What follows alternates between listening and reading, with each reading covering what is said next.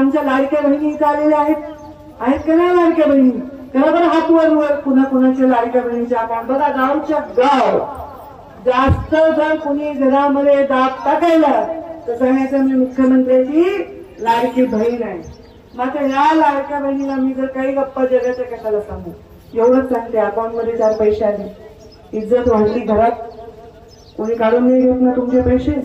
काढून घेतलं तर मला सांगा, आहे का नाही? इज्जत वाढली. काष्टा घातलेल्या माऊलीच्याही अकाउंट मध्ये पैसे आले आणि सहावारीच्याही अकाउंट मध्ये पैसे आलेले. त्या महिलेला ताकद देण्याचं काम सरकारने केलं म्हणून आम्ही परत या मंचावर सरकारमध्ये बसलेलो आहोत. जिथे स्त्रीचा सन्मान होतो, जो समाज स्त्रीला साथ देतो, तो समाज नेहमी चांगल्या दिशेने जात असतो. आणि त्यामुळे आपल्या या चांगल्या दिशेने मुलांनी जावं, स्वतःच्या पायावर उभं राहावं, संघर्षाला मेहनतीला घाबरू नये.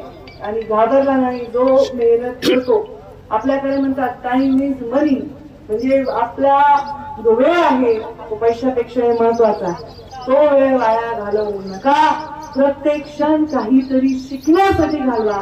शिकायला काही वेळ लागत नाही. अजूनही मी शिकते. मला काही विषय आवडला तर मी नोट्स काढते, मी त्याचा डबल नाही कळलं तर परत वाचते, परत ऐकते.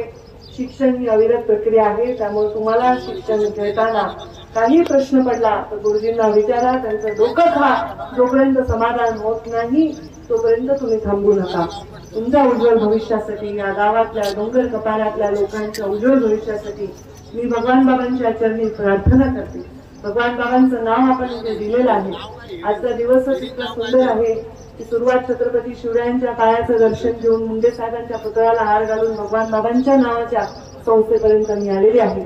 त्यांच्या बाजूला जे पंडित दीनदयाळ उपाध्याय आहेत ते सुद्धा, ते काही गरीब घरी जन्मले नाही, चांगल्या घरी जन्मले, पण देश सेवेसाठी संकल्प करून त्यांनी त्यांचं आयुष्य देश सेवेसाठी घातलेलं आहे. या देशासाठी, या भारत मातेसाठी घातलेलं आहे म्हणून त्यांचं स्थान फार मोठं आहे. त्यामुळे आपण सर्व या सगळ्यांचा आदर्श घेऊन आपल्या जीवनामध्ये काम करा, एवढंच मी आपल्याला या निमित्ताने सांगेन. आणि मी माझ्या वाणीला विराम देईन. धन्यवाद. जय हिंद, जय महाराष्ट्र.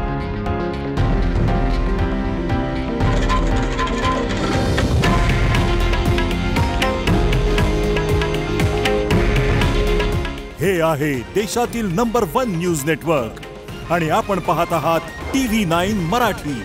काळजी तुमची, हित महाराष्ट्राचं.